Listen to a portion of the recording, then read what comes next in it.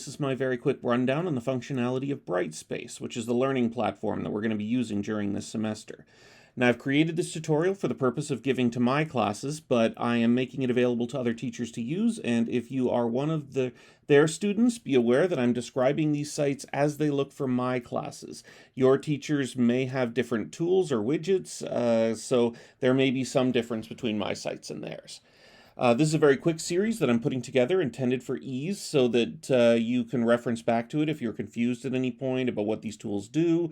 The first 4 episodes will be this overview, followed by a tutorial on toolbars and widgets, followed by episodes on discussions, and then another one on assignments. What you see here is your home page. This is the first page that you arrive at when you log into Brightspace from your student portal.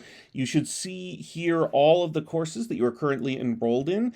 If for whatever reason you are not seeing your course immediately on the page in this area here, then you can click on View All Courses down at the bottom here. If you click on it there, you'll see any courses that were not linked to the main page, and you can just put a little pin on them like this using the menu function. If for whatever reason you still can't see in a course that you think you have, it means that very likely you are not enrolled in that course on the student information system. So you got to talk to the admin to make sure that you are correctly listed. My class will have my name on it, and that you can click on it to head right to the class site. Now, you'll notice that this D2L has Google functionality, but you may not be seeing what I'm showing you here, which is that the Google Apps that you're logged into it. If it might be saying that you are not logged in. So if you type in your G Suite password, then you should be able to get this up, which will give you access to your Gmail, your calendar, and your Google Drive, which is particularly useful because that will make it so that you can submit assignments directly from your Google Drive to Dropboxes, which I'll get into when we get to the assignments episode. At the top of the page, you'll see that you have this little home icon button. That should be there most of the places that you'll find yourself in D2L, and you can just hit that. It will always get you back to this main page.